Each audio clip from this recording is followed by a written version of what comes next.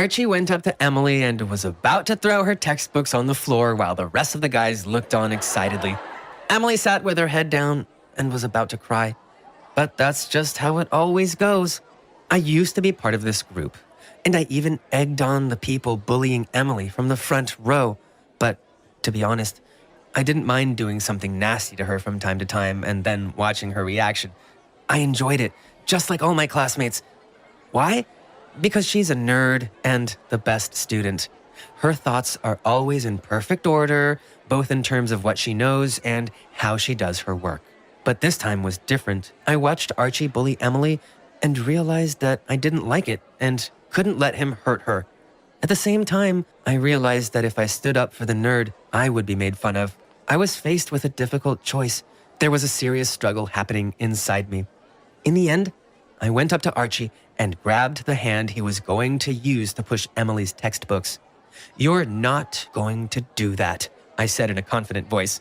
Archie and the rest of the guys were shocked. They didn't understand what was wrong with me and why I suddenly decided to stand up for the nerd. But I made my decision, and there was no turning back. Archie asked what was wrong with me and then called me an idiot and went back to his desk. The other guys had about the same reaction, and Emily herself was in shock. She didn't expect me to stand up for her. "Don't be afraid of anyone. I'll always protect you," I said to her. Then I sat down next to her.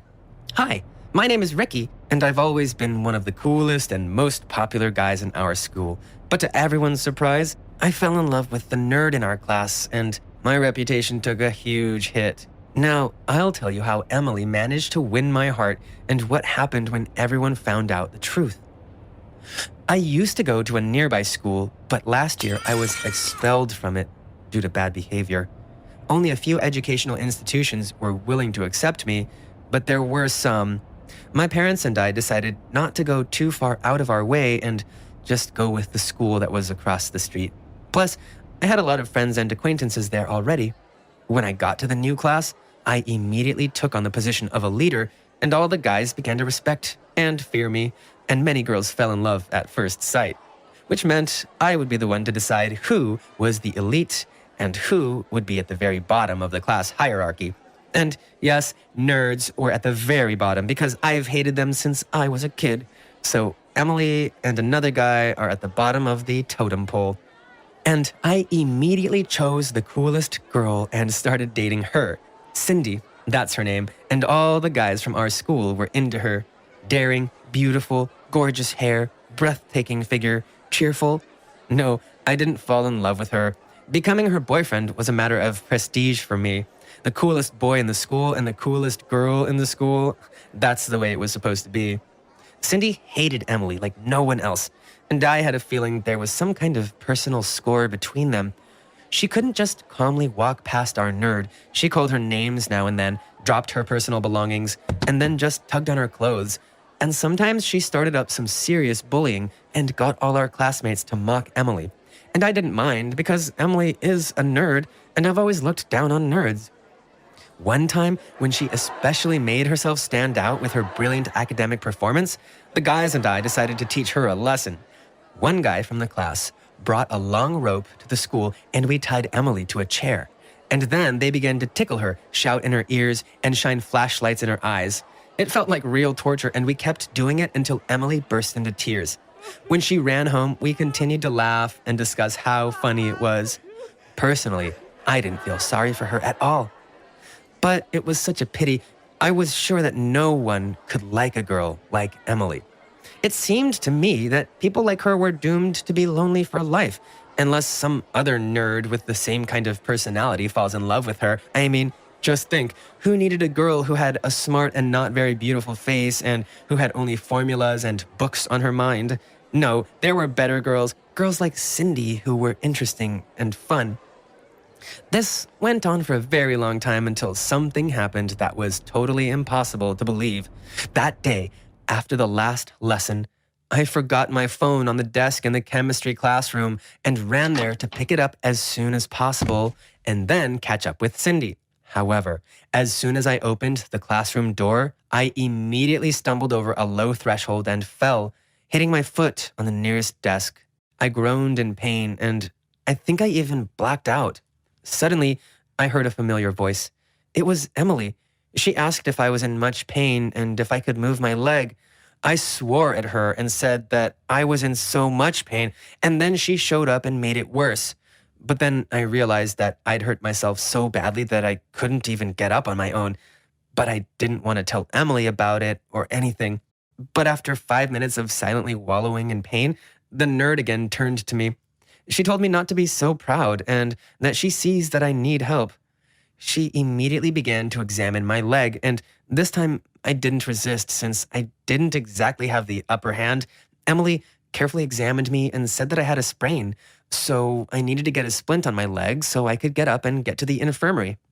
At that moment, when she said that, I looked at her and saw a completely different Emily, not the one that I knew before. She was so beautiful, charming, and sweet. It's strange that I hadn't noticed this before, or maybe I just didn't want to notice. Now Emily's voice sounded like a beautiful melody to me, and I wanted to listen to it endlessly, and I just looked at her like a complete fool, unable to say anything. Then Emily took a scarf and tied it tightly around my leg, and then helped me to get up and go to the infirmary.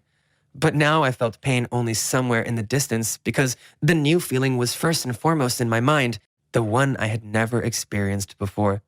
I didn't even immediately understand what was wrong with me, but it was definitely Emily's fault.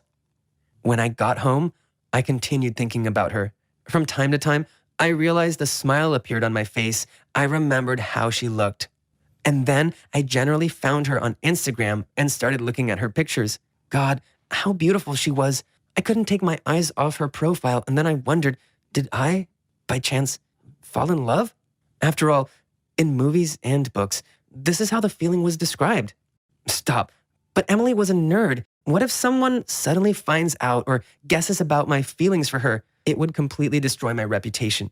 I needed to immediately throw all this nonsense out of my head and keep myself from thinking about it. But no matter how hard I tried, Emily would take over my mind again every so often, setting off a storm of tender and strong feelings in me.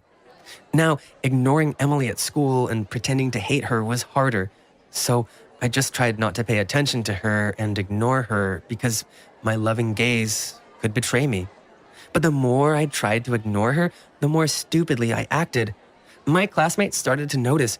They asked what was happening to me and why I became so scatterbrained. I also couldn't watch my friends bully Emily. Now they seemed like complete jerks and idiots to me. I stopped participating in all of it. That also didn't really help me, since the guys guessed that something was wrong with me. It went on for 2 or 3 weeks, I think. I don't remember exactly because the time of people in love feels a little different. Still, my most epic failure was the moment when I called Cindy Emily in front of everyone. She was beyond outraged, and our friends laughed. That's when I realized I couldn't keep letting this go on. I needed to decide whose side I was on. Otherwise, I risked completely losing my authority and being left out of everything. It was a very difficult and painful choice. I couldn't sleep at night. I kept thinking about what was more important to me.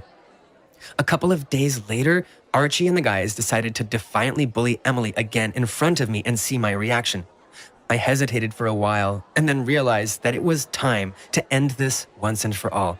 I had to stand up for Emily. On that day, I forbade them at all to approach her and bully her. I said that now Emily would be with me. Everyone was shocked, even me. My former friends tried to make fun of me and turn me into an outcast, but they went after the wrong person because ever since I was a kid, I knew how to stand up for myself.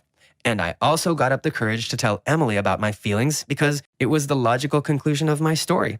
It turned out that she liked me too and wasn't against the idea of dating me. After learning about Emily and me getting together, Cindy went into a rage. It was a huge blow to her self-esteem, and she even tried to hit my girlfriend. But fortunately, this time Emily was able to stand up for herself and once and for all discouraged Cindy from approaching her. With my new girlfriend's help, I pulled my grades up in school. I began to like studying. Now, I'm happy to leaf through textbooks and memorize formulas. I like to go with her to museums, theaters, and discuss the books I have read. This is a completely new level of relationship for me, and I can say with confidence that I made the right choice. What's more important to you, your reputation or love? Could you, like me, confess your feelings for a nerd? Write your answers in the comments and like and subscribe to our channel so you don't miss the release of a very interesting story tomorrow.